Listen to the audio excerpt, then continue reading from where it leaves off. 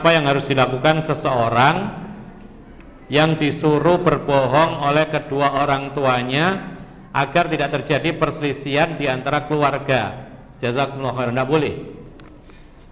Bohong itu dosa besar. Rasul mengatakan iyyakum wal kadzib, waspadalah kamu kepada kedustaan.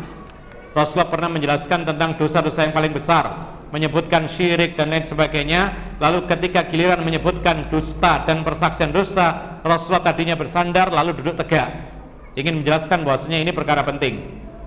Tapi apakah ada rukhsah dalam kebohongan yang diperbolehkan? Ada, tapi bukan termasuk yang ditanyakan. Ada 3 kebohongan yang dibolehkan dalam Islam.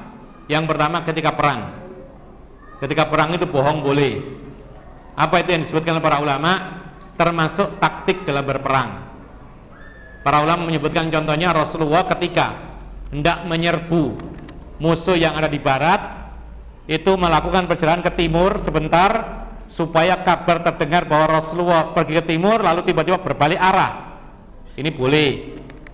Taktik dalam berperang seperti yang diceritakan oleh sebagian sahabat Nabi, diceritakan oleh sebagian para penceramah tentang taktik ketika duel berperang, ya, itu pernah dilakukan oleh Ali bin Abi Thalib sendirian ketika berhadapan dengan seorang ahli dalam berperang, ya, orang yang berpengalaman. Ketika berhadapan-hadapan sama-sama memakai pakaian perang, Ali mengatakan lam ub'ats li rajulain. Jadi Ali mengatakan saya tidak diutus untuk menghadapi 2 orang. Lalu apa? Lalu musuhnya ini merasa dengan perkataan ini lalu noleh ke kanan dan kiri. Dikiranya ada orang yang menemani. Ya, dia merasa kurang jago kalau ditemani orang. Musuhnya ini duel 1 lawan 1. Nah, ketika menoleh kanan dan kiri langsung ditebas lehernya oleh Ali bin Abi Thalib. Ya, ini boleh. Atau dalam siasat berperang, maju kemudian mundur, mundur kemudian maju, boleh. Ini yang pertama. Lalu yang kedua, islah dzatil bayyin. Kata Rasulullah, termasuk bohong yang dibolehkan adalah berbohong demi mendamaikan orang yang sedang bertikai. Dicontohkan oleh para ulama, A, B bertikai, tidak saling sapa.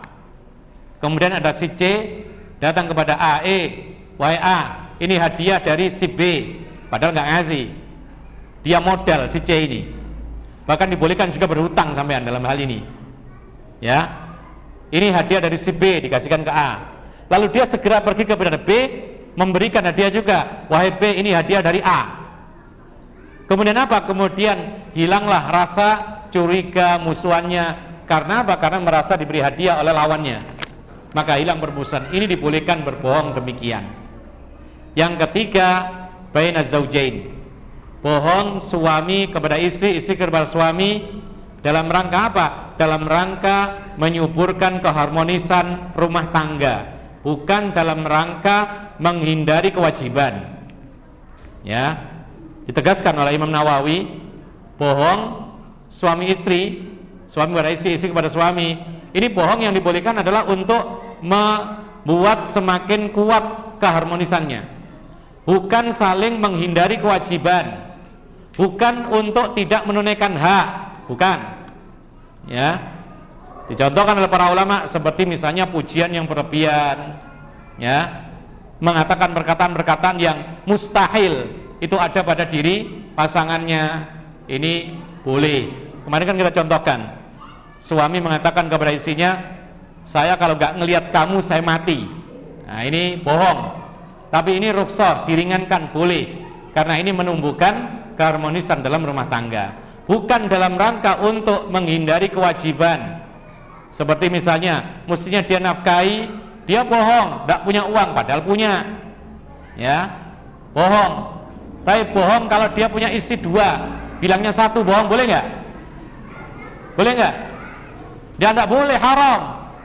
Tidak ada para ulama yang mengatakan boleh berbohong kalau punya istri lebih dari 1, tidak ada. Yang dibolehkan itu seperti tadi, dalam rangka menciptakan keharmonisan lebih kuat, maka berbohong yang sifatnya ini untuk menguatkan keharmonisan rumah tangga, memuji berlebihan, mengatakan hal yang tidak ada tapi diada-adakan, ini boleh. Tapi untuk hak dan kewajiban tidak boleh. dan itu tetap dilarang.